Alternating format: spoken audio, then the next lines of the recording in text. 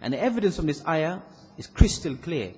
Because you look at the siyaq, you look at the context of this ayah, is inside Surah Yusuf. Talking about who? Yusuf alayhi salam being tempted by the woman. Being all alone with his strange woman, with his beautiful woman, all on his own. And everything was created that he could have fallen into that temptation. And the soul is yearning towards that temptation. But he obviously had that inner faith, that conviction, that consciousness towards Allah subhanahu wa ta'ala, taqwa, the recognition of Allah subhanahu wa ta'ala inside his heart.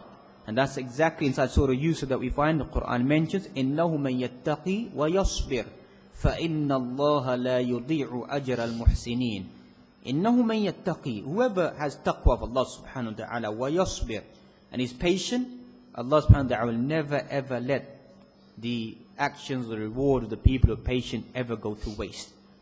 Those are the fawaid. This month of Ramadan, there's so many fawaid of Ramadan, but the essence, وَعَلَى رَأْسِهِمْ, is taqwa Allah subhanahu wa ta'ala. As we're going to hear throughout Ramadan, يَا أَيُّهَا الَّذِينَ آمَنُوا كُتِبَ عَلَيْكُمُ الصِّيَامُ كَمَا كُتِبَ عَلَى الَّذِينَ مِنْ قَبْلِكُمْ لَعَلَّكُمْ تَتَّقُونَ. Fasting has been prescribed for you, O you who believe, just like it was prescribed for those people before you, that you may attain what? Taqwa. Taqwa Allah subhanahu wa ta'ala. Consciousness towards Allah subhanahu wa ta'ala. That is the best provision all of us should carry inside our hearts. That's why inside the ayat talk about Al-Hajj, inside Surah Al-Baqarah, Allah subhanahu wa ta'ala mentions, وَتَزَوَّدُوا. Take your zad, take your provision, your passport, your visa, your food, your drink, your paperwork.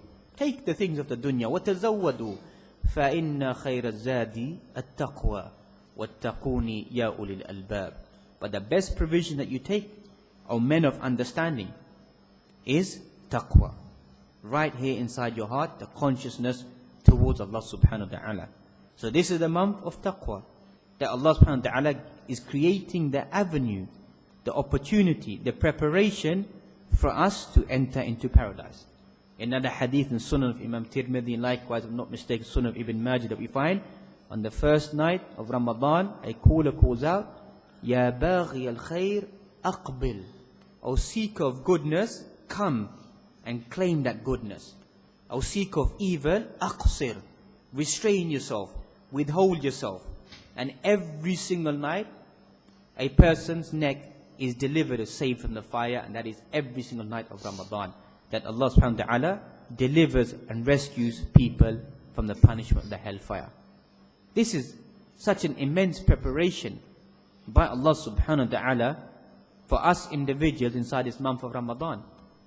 To such a degree that we find that the reward in the Hadith Qudsi is multiplied.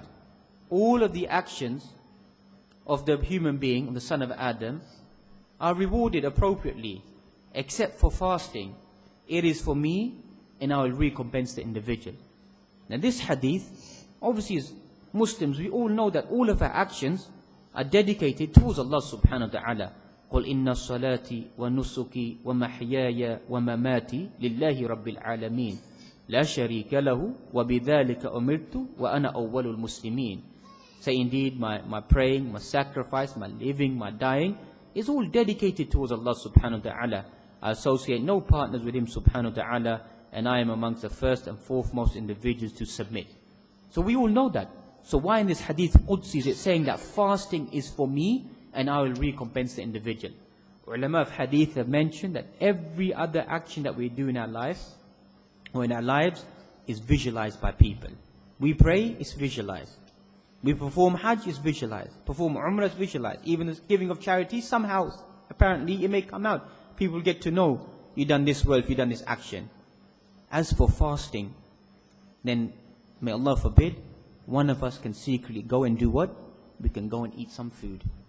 And say what? I'm still fasting. But why doesn't a person do that? Why doesn't a Muslim do that? Because now, inside, deep down inside their heart, they are visualizing and thinking that Allah subhanahu wa ta'ala is watching over me. So that level of taqwa multiplies the reward to 10 times, to 700 times, to as many times as Allah subhanahu wa ta'ala wants. That's the meaning of this hadith. All the rest of actions are rewarded appropriately by Allah subhanahu wa ta'ala. But fasting goes to a different dimension. Because a person can eat and drink and pretend they are still fasting. But because of the fear and the conscience of Allah subhanahu wa ta'ala, person refrains, so thus Allah subhanahu wa ta'ala magnifies the reward. Hatta we find, وَالَّذِي بِيَدِهِ بِنَفْسِي, or the one in whose hand is my soul, لَخَلُوفُ الصَّائِمْ أَطْيَبُ عِنْدَ اللَّهِ مِنْ رِيحِ الْمِسْكِ. Imagine this preparation. You know the natural odor that comes out of our mouth whilst we're fasting is natural, the stomach is empty, the doctor has talked about, and thus you find that this repulsive smell begins to take place, come out of the mouth of the individual. Some of us, we may hide from non-Muslims or just try to pretend this, that and the other. You know that smell, Allah subhanahu wa ta'ala has transformed that smell. Look at the preparation of even that smell. That smell, that khuluf, which comes out the mouth, the odor that comes out the mouth of the fasting individual is more beautiful than the smell of musk in front of Allah subhanahu wa ta'ala. This is all trying to understand the concept of what? Preparation. This is what Allah subhanahu wa ta'ala has prepared and made for us. Now, us in return, what is our preparation?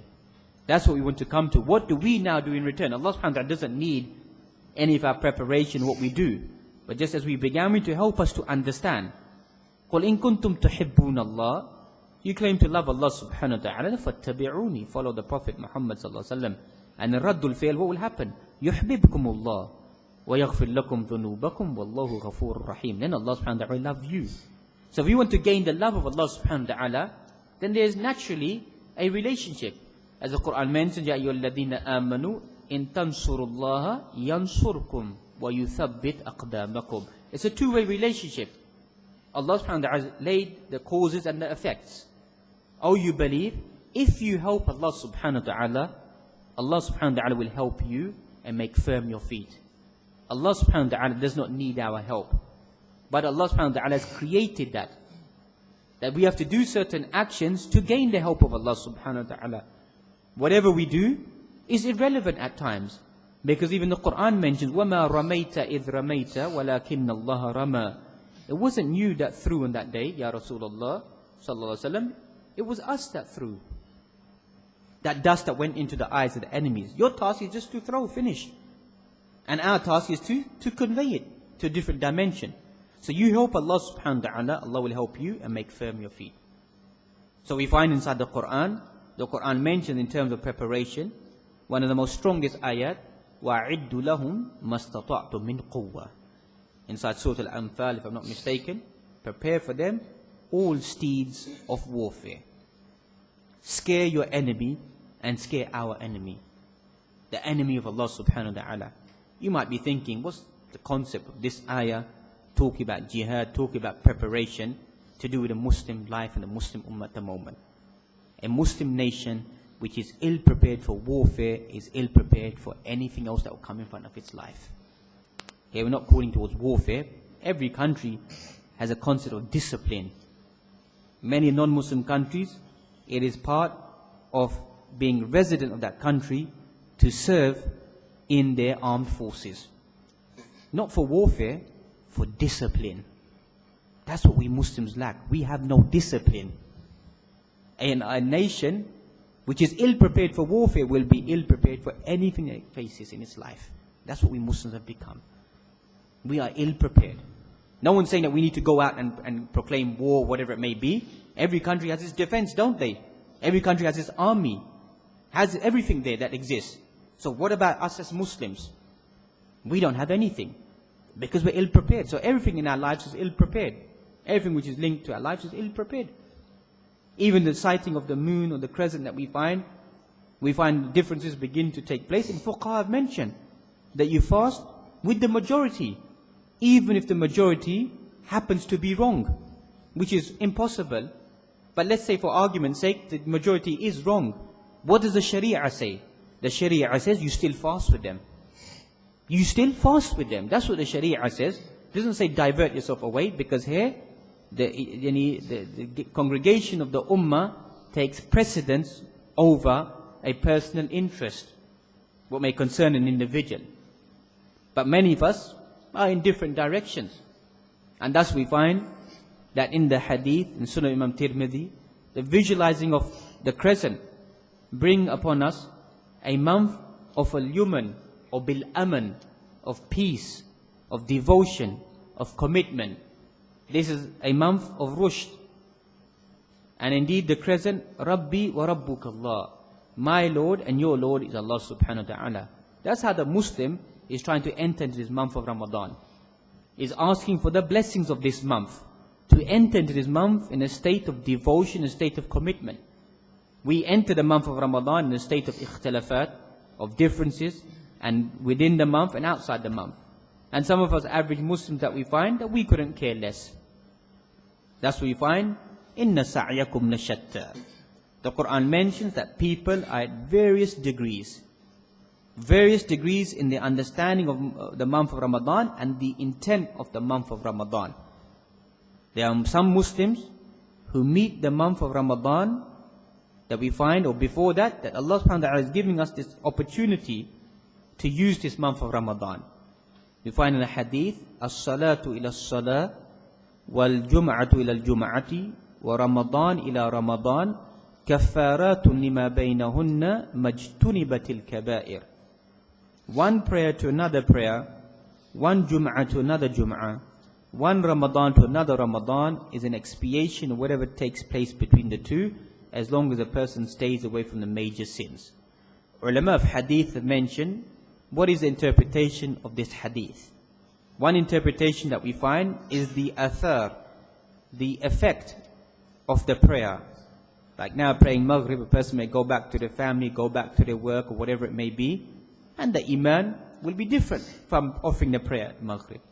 The adhan is given for Isha, so the power of that iman, of that one prayer, takes a person to where? To the following prayer. The admonition that we heard today on Yawmul Jum'ah, the impact of that khutbah, that maw'idah, the admonition, doesn't last till you go out the doors. That shouldn't be the impact.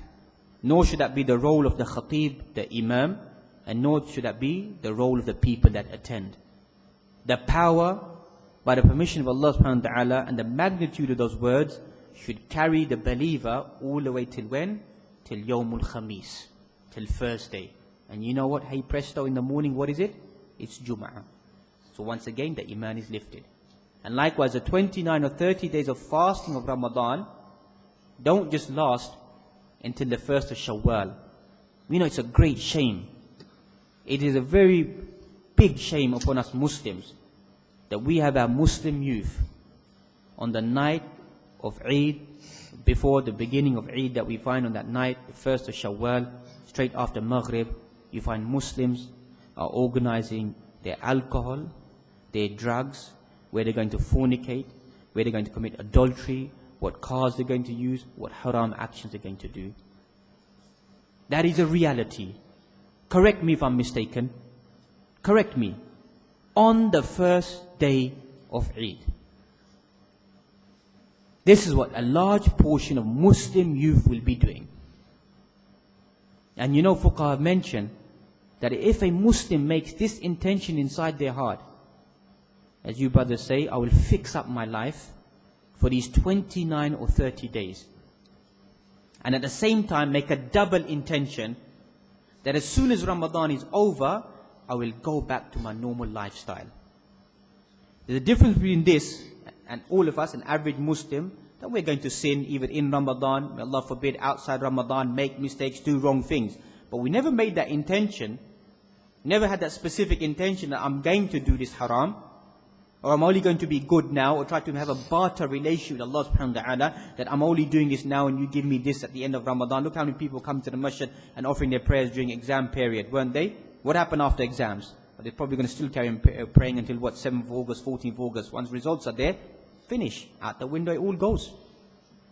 Now we don't need Allah subhanahu wa ta'ala because I got what I wanted. We have this type of barter relationship with Allah subhanahu wa ta'ala. That's an evil relationship to have.